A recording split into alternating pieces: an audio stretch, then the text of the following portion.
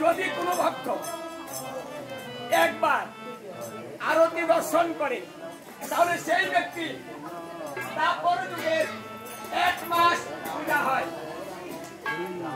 দর্শন করবে লাভ। এই জন্য যখন আরতি হয় তখন নীরবে নিস্তব্ধে আরতি দর্শন করতে হয়। হরিভক্তি বিলাস আরো বলছে, যদি মন্ত্র ছাড়া পূজা হয়, বিধি ছাড়া পূজা হয়, ক্রিয়া ছাড়া পূজা হয়, সেই পূজা আরতি করিলে, দেখুন আমাদের অনেকেই মন্ত্র জানে না, তাহলে পূজা শুদ্ধ হবে কি করে? ভগবান সুব্যবস্থা করে দিলেন, তোমার কোনো চিন্তা নেই, শুদ্ধ করার ব্যবস্থা আমি করে দিলাম। এই জন্য আরতি এই কীর্তনের একটা গুরুত্বপূর্ণ, কারণ যাকে দর্শন করলে 1 মাস পূজা হয়। প্রতি দর্শনে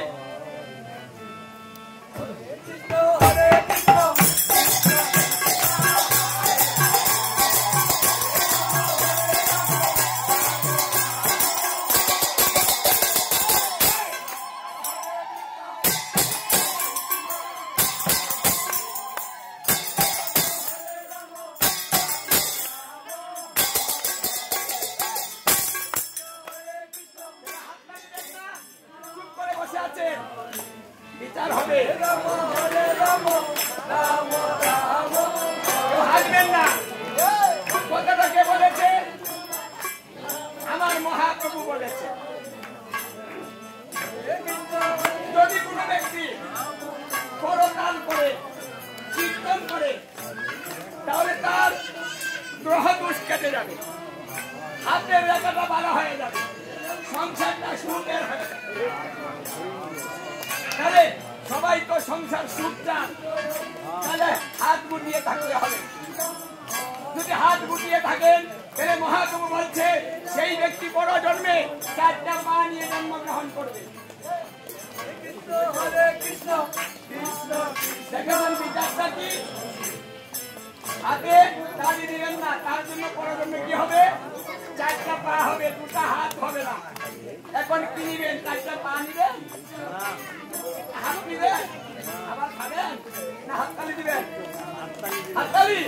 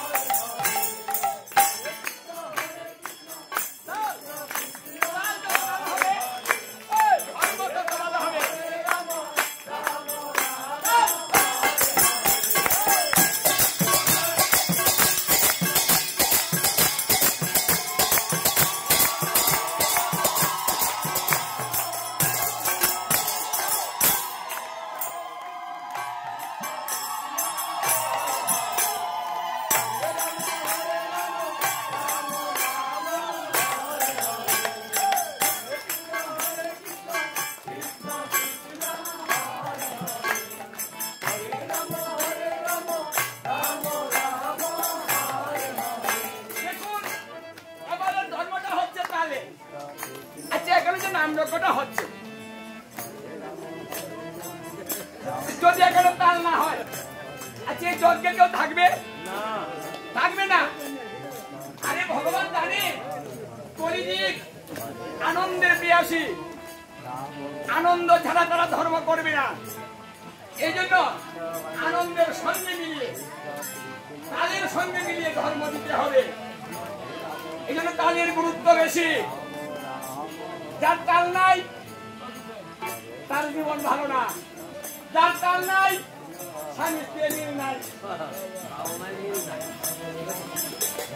যার তাল নাই সে কীর্তন করতে পারে না, যার তাল নাই সে ঝগড়াও করতে পারে না, যার তাল নাই মাথা ভেঙে যায়। তাহলে প্রত্যেকটা কাজের মধ্যে তালের প্রয়োজন। তাই তাল ছাড়া কিছু হবে না। তাই ভগবান তাল দিয়ে ধর্ম দিলেন। শ্রবণ করবেন, এই শ্রবণের মধ্যে তাল দেন। যদি তাল না থাকে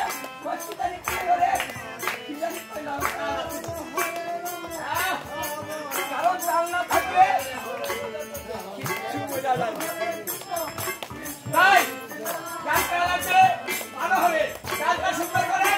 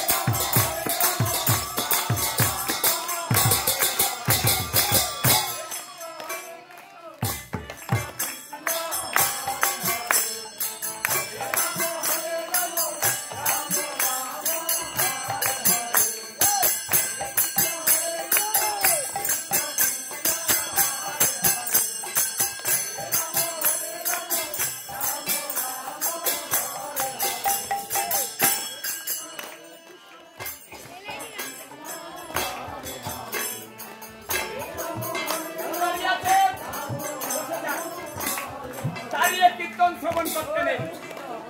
কেন নেই? দাঁড়িয়ে যদি কীর্তন শ্রবণ করে পরজন্মে সে দারোয়ান হবে।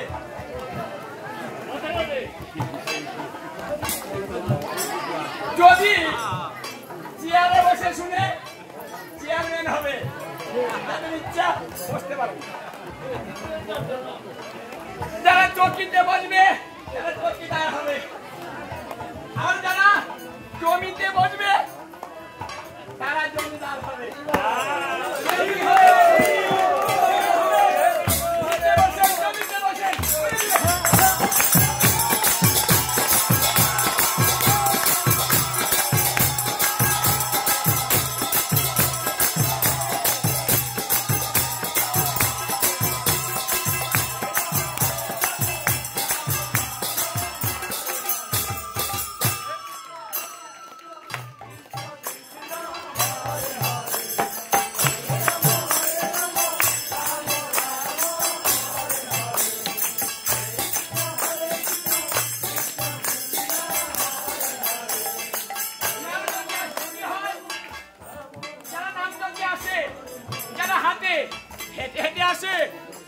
মানে কেউ কেউ বলতে শুনেছি ওই রাস্তার ধারে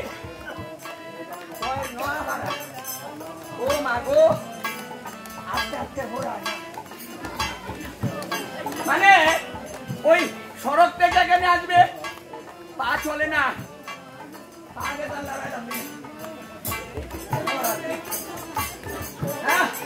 কেন?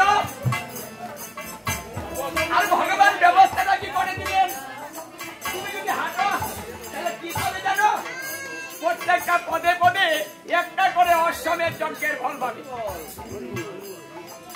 কথাটা ভালো করে বুঝেছেন?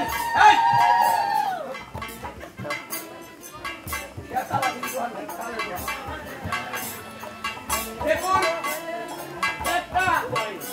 একটা পদ ফেললে যদি একটা অশ্বমেধ যজ্ঞ হয় তাহলে ধর্মটা ভালো না খারাপ, কীর্তনটা ভালো না খারাপ, এখানে আসাটা ভালো না খারাপ, পরিশ্রম সার্থক হলো না হয়েছে? কোনদিন বলবেন না কীর্তনে যেতে, যে মা গো মা চলে না, জীবনে যাবো না, আদের ভয়ে কীর্তন রাখবো না, বলবে ও হরিবল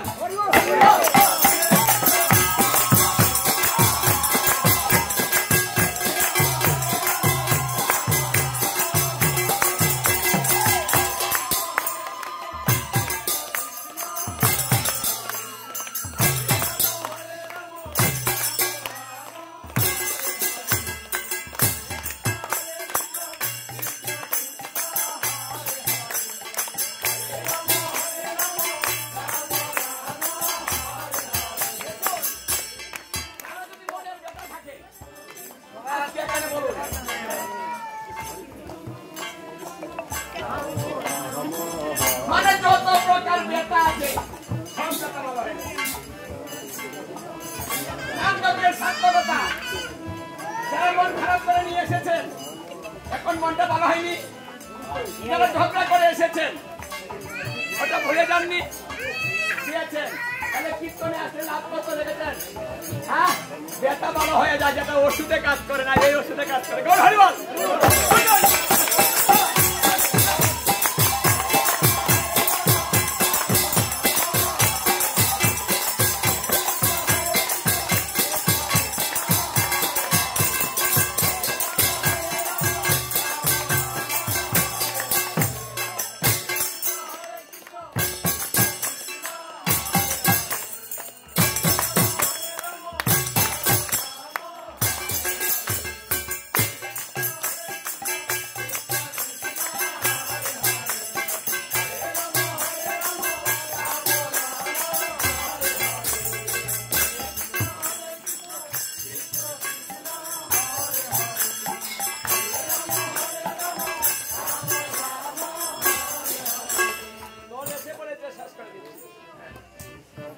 সত্যযুগে 12 বছর ধ্যান করলে যা হয়, ত্রেতা যুগে 1 বছর যজ্ঞ করলে তা হয়।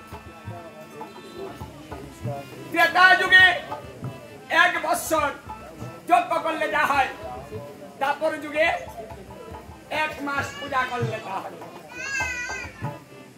তারপরে 1 মাস পূজা করলে যা হয়, এই কলিকালে একদিন হরিনাম সংকীর্তন করিলে তাহলে আপনারা এই মহাপারা কদিন হচ্ছে, তাহলে সত্য যুগের কদিন হলো হিসাব করেছেন? এবার লাভটা কত? এবারের মতো ধর্ম আর কখনো হয়নি, শুধু লাভ, যা যাবেন তাই পাবেন। এবার চেয়ে যান, আগামীতে আবার আসলে বলবেন যে বলেছিলাম পেয়েছি। হরে কৃষ্ণ মনের অভিলাষ পূর্ণ হবে, তাই পরিবারের সবাইকে নিয়ে কীর্তনে আসবেন। সারাদিন ভক্ত নাই, ভালো ভালো দল আনছি, দামি দামি দল। আচ্ছা, এই দামি দামি দল যদি আসলে ভক্ত না থাকে, আচ্ছা ও কি দামি থাকবে? দেখেছেন ভালো একটা দল সকালে আসর করেছে মারার মতো,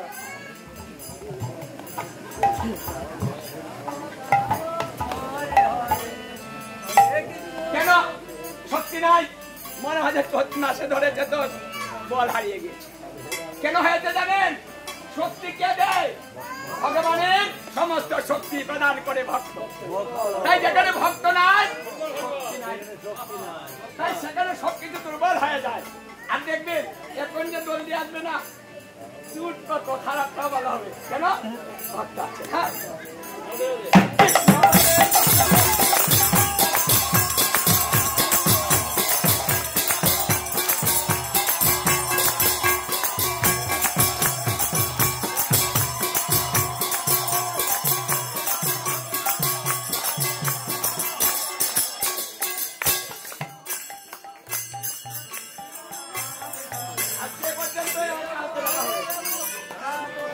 সবাই চলে আসবেন, সুযোগটা হারাবেন না। হ্যাঁ,